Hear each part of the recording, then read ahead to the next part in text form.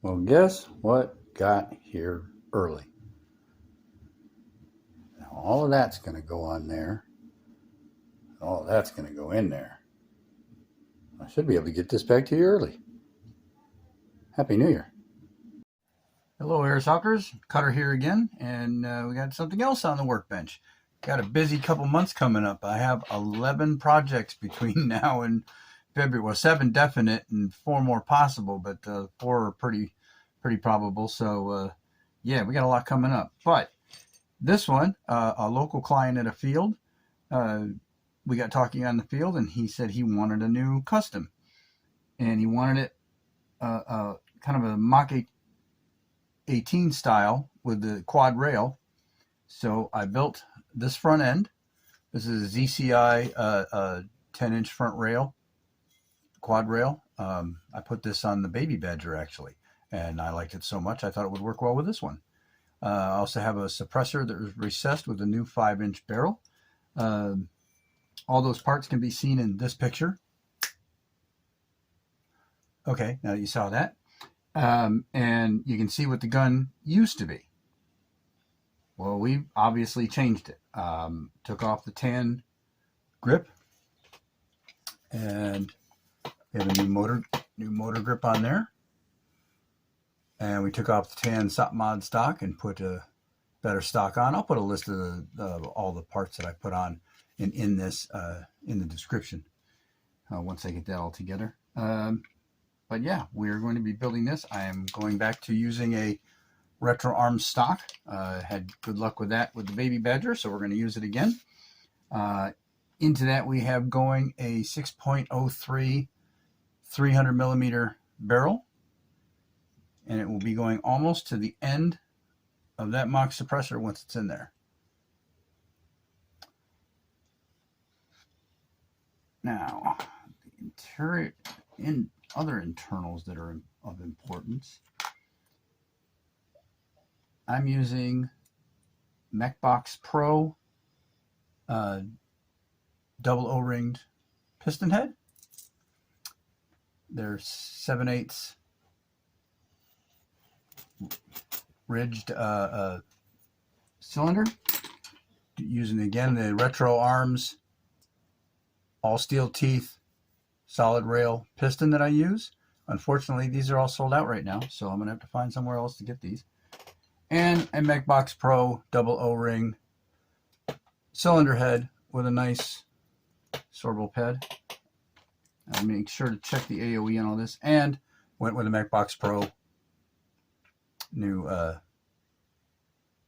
nozzle also. All of this is going to be powered by Prometheus Emerald 120 spring, because we want this. He wants accuracy and distance, so we're gonna hide that ability in this short little package. I do have a new motor for it. This is a Rocket long high torque motor that'll be going in it. So let's break this open and get it apart, and we'll start to work on it. Okay, once again, magic of editing. We've opened this up, removed it from the lower, metal lower by the way, metal upper. So it's it's an all metal gun. The only polymer is in the grip and the stock. Everything else is metal. Stock spring, very squishy. My guess is a 90. This is a new spring, not so squishy, 120. And there is a bit of a length difference. So we're going to keep this one aside, possibly to measure what the stock spring does, because this is a quick change spring guide. It does have a just quick change spring, and it is ball bearing base, so it spins freely. And just to show that everybody does theirs a little different, this is an ENC gearbox. Easily to tell because it says ENC right there. But they do theirs with star bits rather than Phillips heads, so you keep a lot of different bit sets around, because you never know what you may. Some I've had some that have been Allen wrench and Phillips head in the same gearbox. So that's whatever, guys. Pick a standard, would you? We're gonna crank this one open. I'm seeing just brass here. I don't think the nozzles. Yeah, it's got a metal nozzle. And I will be getting with Wish Tech to get one of his tech trays, so that I put everything in a better bin than something like this. Although this works, his tray is better. I recommend anybody else that wants tech to get one. It just helps keep track of everything. Come on.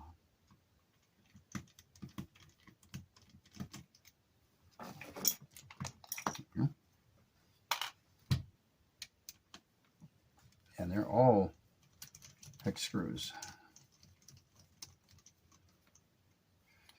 Now what, if I can make it work, I will be gifting this client a red max trigger just to give this a little splash of color, because everything on it is pretty much black and white, including the motor. So yeah, I thought I'd give him a splash of color with a red max trigger if I can get it in here.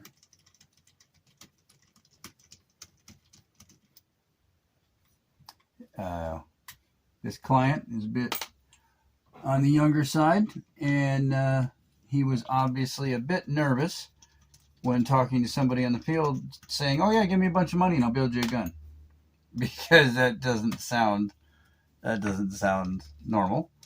But after looking at my YouTube channel, and I told him, I said, you can go on Discord, you can talk to people about me, look me up, you can see the guns that I've done for people, you can see the guns, replicas, airsoft replicas, you can see the airsoft replicas I have given away and worked on for people, both locally and across the country.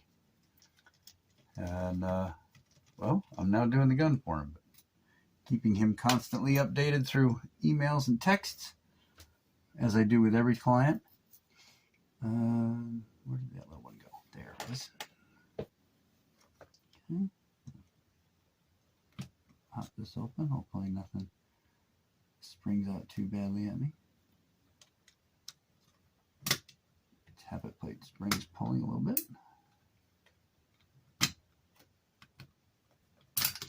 There we go. Sector gear was sticking in there a little bit. Wow, there is almost no grease in this. Usually it's like that orange or blue grease. There's almost nothing in this. That's not good. I'm gonna fix that issue. Got some fuzz or something here.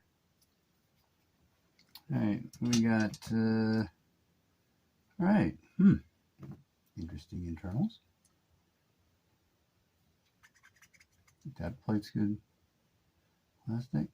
Tap the spring. I'm keeping that. The nozzle. It looks like, I don't know if you can see in there, but it does look like double O-rings. But we're gonna check and see on here. It doesn't wobble a lot on that piston head. So all right, this does have an all steel tooth piston, small brakes and rails, not big ones. That's not bad. It's got an aluminum piston head with a single O-ring, but we're changing all that. We're going to keep the stock gears. I'm going to clean these up. They are shimmed a little bit, but I think that was just to get them working. Got a delay chip on the sector gear, and it looks like, yep, this works with a magnet with the MOSFET it has, which is that there. So we're going to pull all these gears out. I'm going to clean what little grease and goop is in this. There's not much. And then we'll come back and we'll put in all the stuff we bought. 1 second. All right, we're back real quick, partway through. I did get that max trigger to work. Took out the stock curve trigger. Max trigger does have a tab on it to where I'll be able to set it so that this had quite a wall, or quite a bunch of give before you actually hit that wall. So I'm going to be able to tune this in with this trigger by setting that set screw once I get it all together, so that it just takes a little bit of pull and not so much mush before you hit the wall break. So we're going to set that one aside.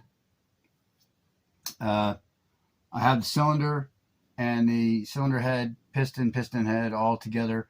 The AOE on this is about as perfect as it gets. I lucked out, didn't have to change anything. Everything fits real tight once it's together. Nothing moves, no wiggle. Can't spin the cylinder. And as far as the compression goes, that's pretty tight. I mean, I actually popped cylinder head out, so I'll have to put that back. But I did have to use the stock nozzle. The MECHBOX Pro nozzle I thought would fit well with the MECHBOX Pro cylinder head. It's really tight on the nozzle shaft, whereas this one isn't so tight it doesn't move. The other one, it took a lot to move it, and I didn't want that to give the tappet plate problems or cause problems. So I went with the stock nozzle. They are the same exact length. I checked them. But we will put this back together. But next we will be shimming the gears to make sure that all works. And I'll get them shimmed and closed up, and then we'll do a little close-up test of that. So 1 second. All right, after a bunch of futzing around with shims, these little buggers, this one didn't need a lot. It's pretty right and tight with the way it's made. So I'm going to put it back together. Get a tappet plate with the nozzle all hooked up there to the cylinder. Drop that in. Make sure it's all lined up. Make sure the rails are lined up.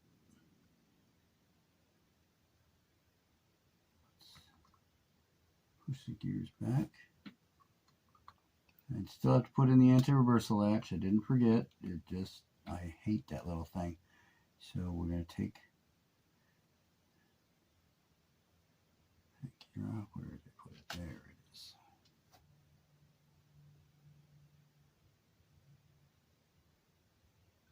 All right.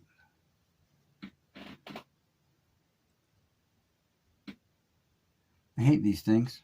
I don't know who designed this system. I mean, I understand what an anti-reversal latch is for, and I understand why it needs to be in the airsoft gun. I just don't know why it needs to be as difficult as it is to deal with.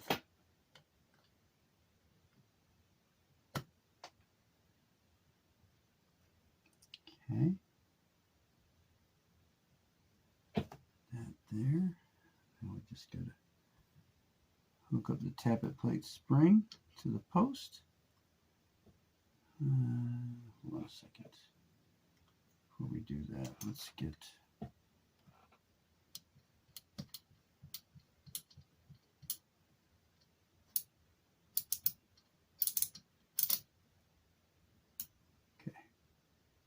we're going to get it so the gear is set as if it just released the piston. Put some tension on that anti-reversal latch so it stays put. While I work on the cylinder, piston, the rails, tappet plate spring on there. All right. Now, if you all could just stay put and not move, that would be great.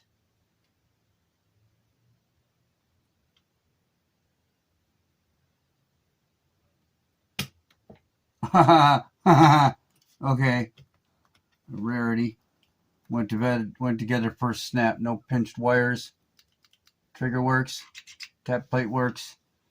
All right. I'm going to screw this all together. First, get some of the more important ones in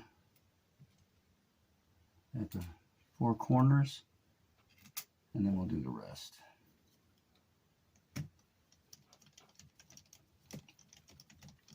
Hope everybody had a good Christmas, good season's greetings, good Hanukkah, good Kwanzaa, good Rosh Hashanah, whatever it is you celebrate this season. I hope you all had a good one. And I hope everybody has a happy and prosperous new year, of course.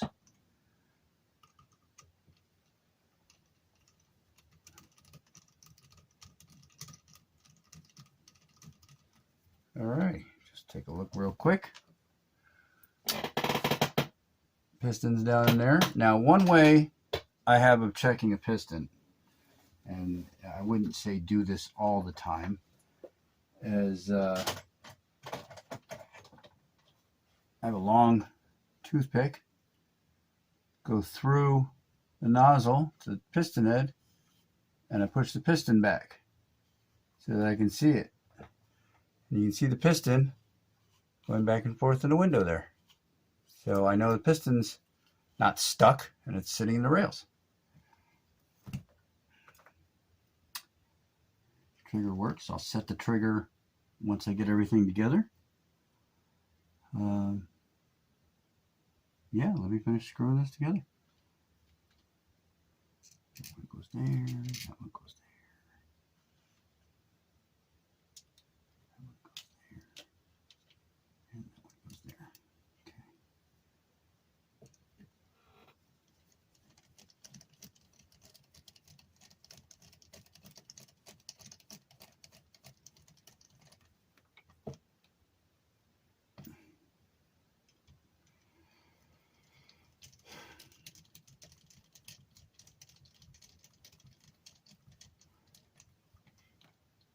And two more. And of course, we're not going to forget to put the spring back into it. I have done that in the past. Put it all back together and pulled the trigger, and it shot the piston back, and of course did not shoot it forward.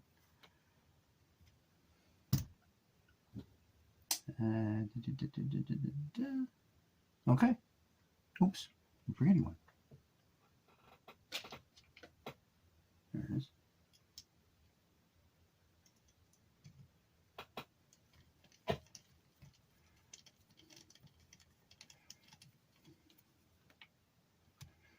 Okay, a 120 spring.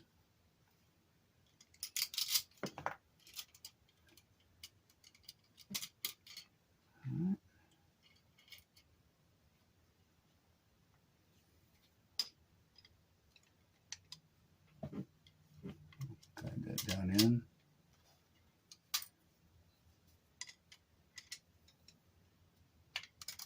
And don't bite so much.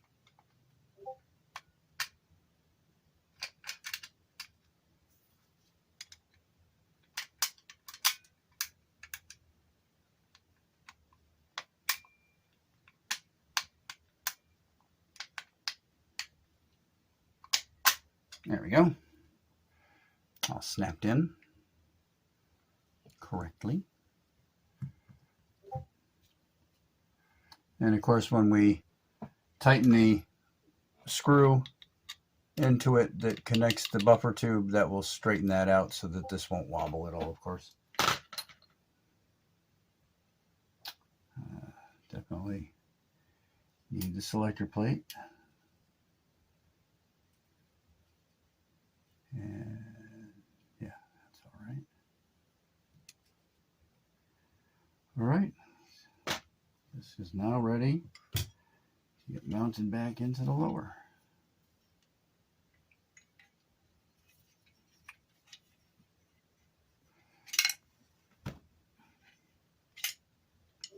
I like to have the fire selector set to semi because it'll go up into the selector plate slot a lot easier.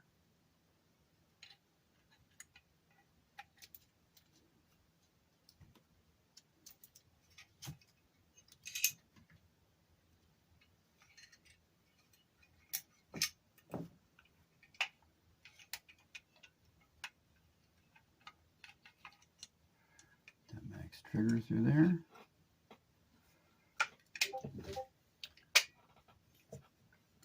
It should just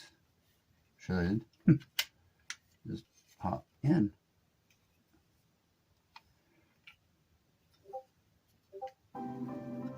Whoa.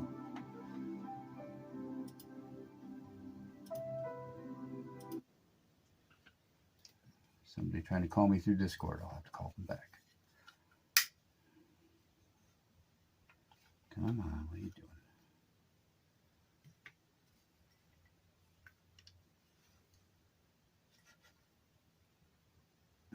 Don't want to break anything, of course.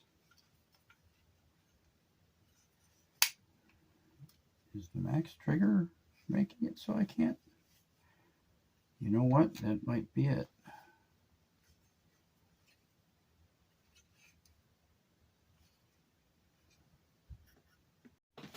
All right, little side work. Little couple of things I had to do. I had to file the trigger opening a little bigger because that little set bar on the max trigger needed space, but that wasn't that difficult, and it doesn't change the look of the gun too much. But now the trigger works just fine. Got everything pinned in place. Got the mock bolt release in, mag release works. Everything still works. Everything's still springy and works. So now I'm going to put the motor grip on, and then we'll drop in the motor, and I'll put the buffer tube on, and we'll test it. Like I said, I don't like testing it open like this. I like having a little more to it before I go pulling that trigger, just to be safe.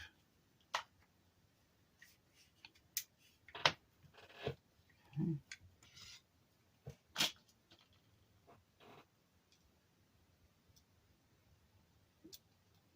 First,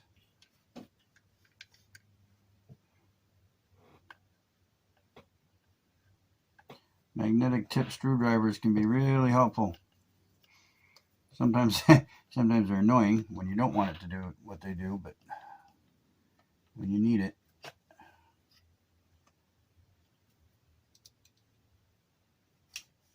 See? Ta-da.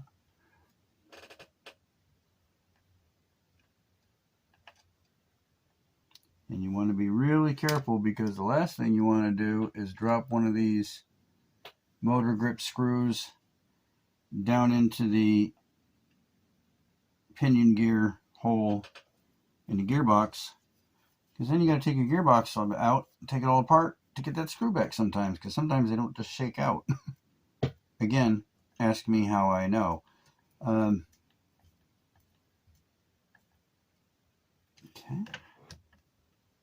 Nice and tight.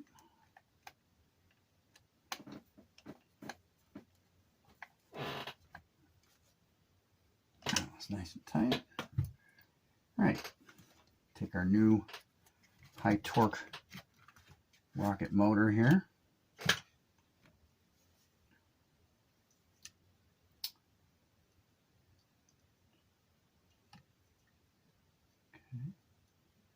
Could have cleaned up the copper wires on this a little bit, guys. Just saying.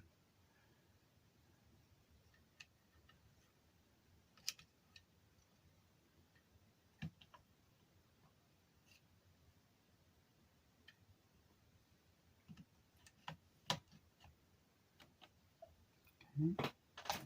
There we go. Now just motor tabs on. That one in there. Push the extra wire down.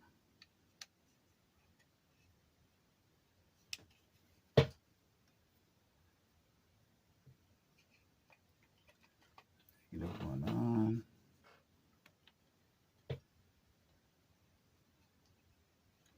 Extra wire down.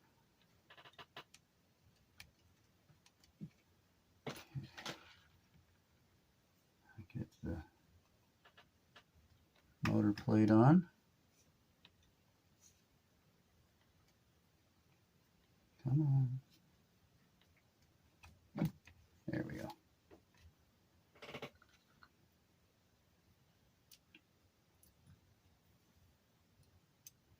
I haven't set the motor height yet, so I'll have to do that as I fire it.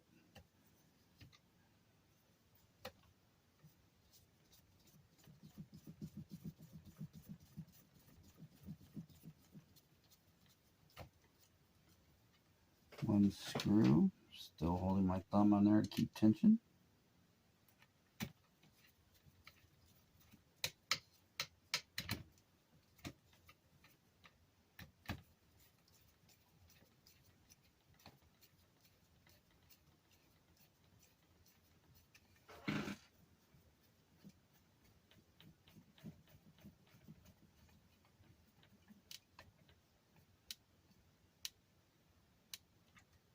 Just tight enough.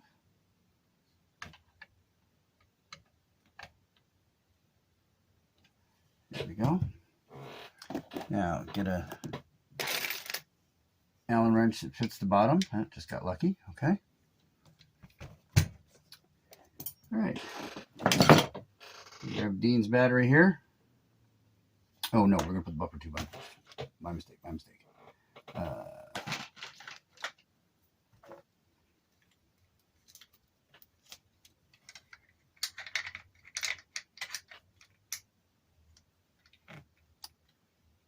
Make sure those tight.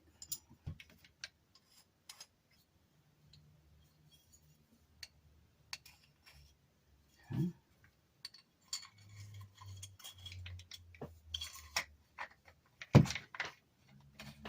And the end.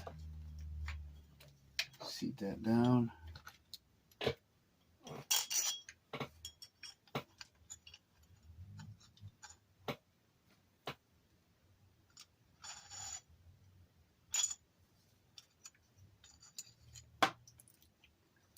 This little nut past the, it's got a guide for the wires in it. There we go.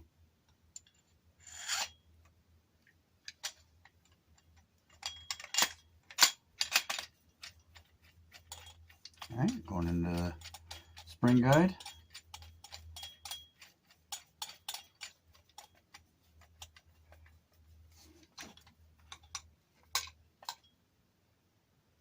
Tighten that up. Tighten that up just by hand for now. All right, we got it together. Now let's see if it works. Boys, this is going to be embarrassing if it doesn't. Okay. Safe? Nothing? Semi? That's pretty snappy. Let's see what that is on full speed. Whoa! Alrighty. Let's get this all put together and see what this does. I'm going to pause for this and we're going to put the upper back on. The upper, of course, has our retro arms hop up all built. If you want to see what that looks like to get built, my Baby Badger video build shows that, but that's all together. Spring in there.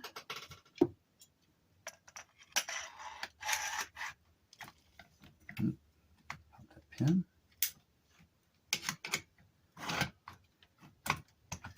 Mates up to the hair. Then under there. Come on.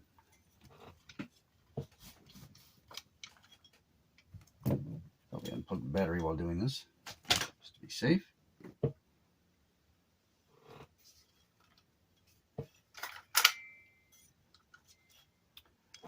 And a little manual caution. There we go. Alrighty. It's all together. Just throw a mag in it. See what it does. Have my chrono right here. We'll set it for 0.20s. You want to test with the industry standard. Okay, set for .20s. I'm going to use the mag that came with it. It is a high cap mag. I don't usually like these, but this is the mag that came with it, so I think that's the best thing to test it with.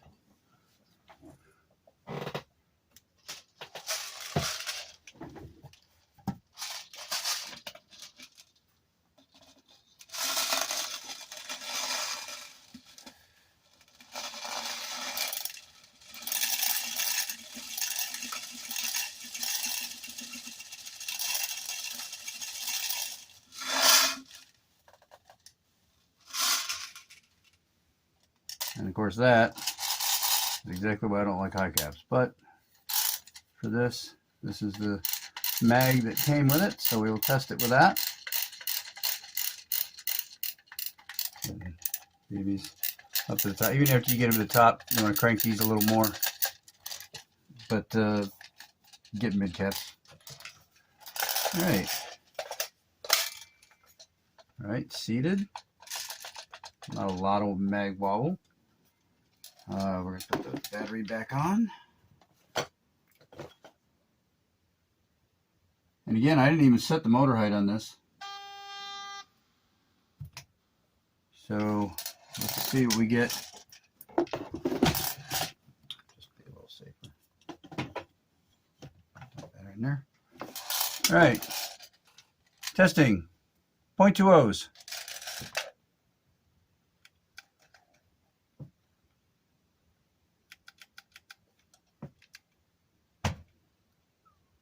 Testing .20s. 419. 427. 415. 425. 425. 424. 424. Okay, we can see where it bounced out at. That 120 spring. Shooting .20s. 424 feet per second at 1.67 joules. So this thing's a little hotter than it needs to be. So we might back that spring down a little bit and get that to within playable levels where this won't be labeled as a DMR, the shortest DMR in the world. But it's all built. We're going to tune it some more. We'll do some test firing video and we'll see how it goes. But the Mini Mach 18, the MK18, is it's all built.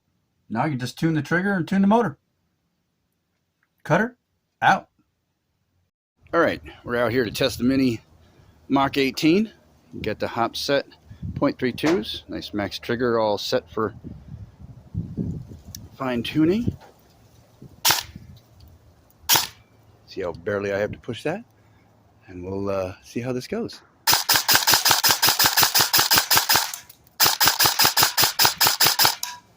Not bad. Digging it. Let's do the little fun switch here. Yeah. Mach 18, Mini Mach 18 done. This is a nice one. I'm gonna hate to let this one go. Cutter, out.